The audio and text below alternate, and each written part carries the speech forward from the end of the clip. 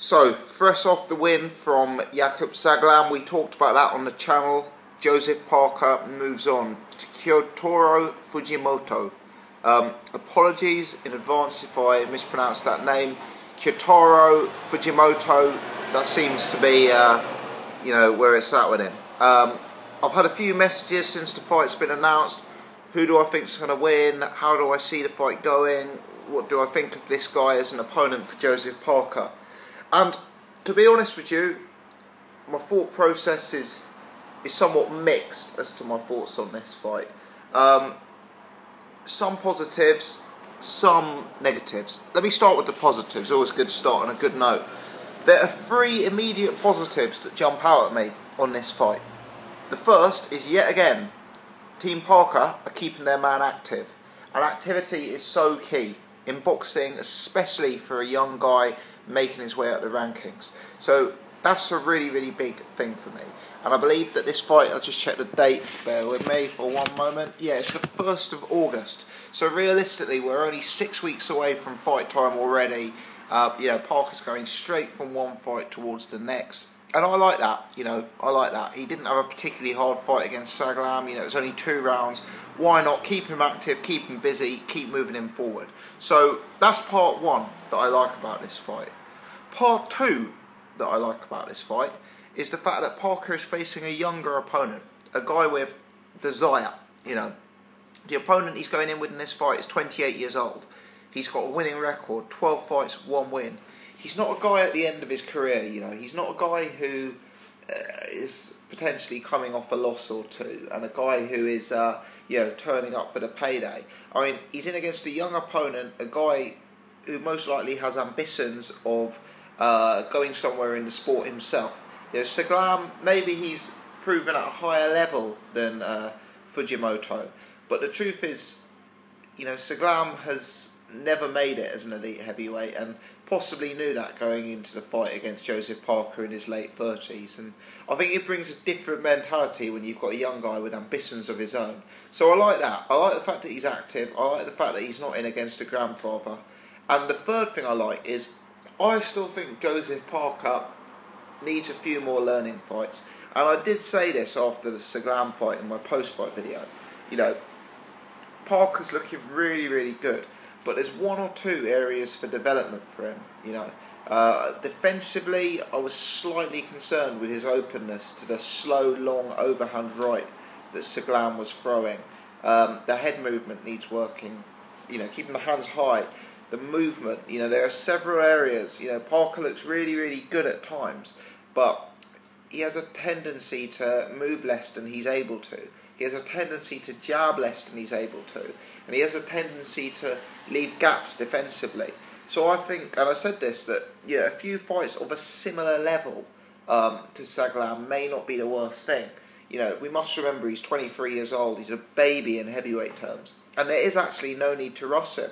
I mean, if anything, maybe it's a benefit if it takes him 2 or 3 years to get to the heavyweight title, and during that time, maybe Vladimir Klitschko's retired. That would be no bad thing if he's hitting that level age 25, 26, and, Vladimir Klitschko's moved on to politics or whatever. So, there's a few things I like about this fight. In terms of the fight itself, I simply do not see it as competitive. I mean, this opponent, Fujimoto, he's been in twice with Ishida, the same guy, I believe, who campaigned at light middleweight and once knocked out James Kirkland, but he was fighting him at heavyweight, and on both occasions he was involved in pretty close points wins.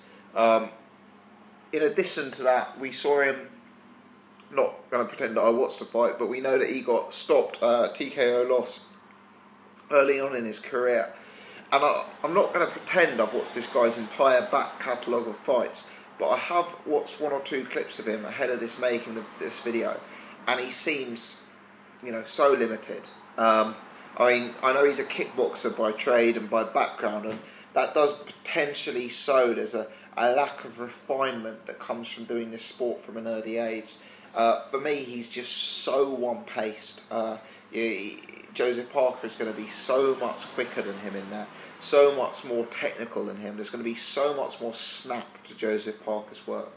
And The way this guy throws punches, you know, he just isn't a big power puncher.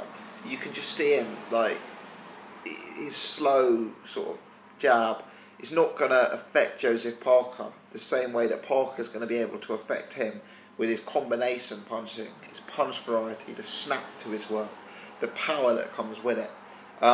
You know, I'm going to put it out there and say that I think this one goes the same way as Saglam. It doesn't surprise me at all if this fight ends in the first 2 or 3 rounds, and I'll lay my cards on the table now and say that I would predict a knockout, you know, round 1, round 2, round 3. And for me, there's an element of surprise, really, if this fight goes anywhere beyond those rounds, as I think the gulf in class between these two is going to be really, really, really out there. Boxrec have this guy, Fujimoto, ranked 52nd in the world. I think that's really generous based on what he's achieved and the opponents he's beaten at this far. You know, I'm someone who keeps heavyweight rankings, and I'm not going to pretend I go down to, you know, the top 100. But for me, this guy wouldn't make my top 50. I'll tell you that for nothing. And he'd be some way off it as well. The level of opposition he's been in with, the talent he showed in the ring, just doesn't equate to that level. And in terms of previous Parker opponents, you know, the likes of Saglam, Jason Petaway, you know, maybe even Sherman Williams, you know, I'd be picking those kind of guys to beat Fujimoto. Fundamentally, I just believe his game is so lacking in so many different ways. And, you know, the form Parker's showing now, I mean, Parker, based on opposition alone, I think it's hard to have Parker in the top 15 of the heavyweight division. And I know that may not be popular. I know that I get a few viewers from New Zealand on the Joseph Parker videos, and thanks very much for watching. I really appreciate the support from all you guys, and I know you're hugely behind your boy, and I am too. I want to see him succeed. I'm a fan of his, but objectively, he isn't in the top 15 based on level of opposition. I mean, if you look at someone like Carlos Takam, Bryant Jennings, Tony Thompson, I mean, you have to rate these guys above Parker based on known form. I'm not saying based on talent. I'm not saying in a head-to-head scenario. I'm not talking about potential. But based on known form and known opposition, Parker's behind those guys at present. But I would say he's starting to rack up credible victories against solid top 50, top 60 level opposition. You know, the Petaways, the Saglams of this world, the Sherman Williamses of this world, the Brian Mintos of this world. And I expect to see him, you know, between 15 and about 25 on people's rankings at the minute. I think he's in that gap. And maybe, you know, once he gets past this guy, it may be time just to slightly raise the level of opposition. Perhaps Alex Leopai, perhaps Manuel Char, perhaps Freza Quendo, perhaps Alexander Ustinov. Yeah, I'm not talking world beaters, I'm not talking killers. I'm just talking guys who are maybe one level above Saglam, guys who are one level above Fujimoto. You know, but let's not rush him, as I say. 23 years old, all the potential in the world, but still with things to work on. And right now, again, I don't want to be down because this isn't a bad thing at 23. But right now, in my mind, he isn't ready for the top 5 of the division. You know, the way Saglam was able to hit him the other day, the way he was looking at a tiny bit stationary, not moving his head as much as you'd like. You wouldn't want him in against Vladimir Klitschko. You wouldn't want him in against Deontay Wilder. I'm not saying you can't get there. I'm not saying you won't get there. I'm saying 1 or 2 Fujimotos, 1 or 2 Ustinovs, Manuel Chars. You know, give him another 2 or 3 years. Have him fighting for the world title at 25, 26. That sort of bracket. That will do good for him. Let me know your thoughts. As always, keen to discuss. How do you rate this opponent?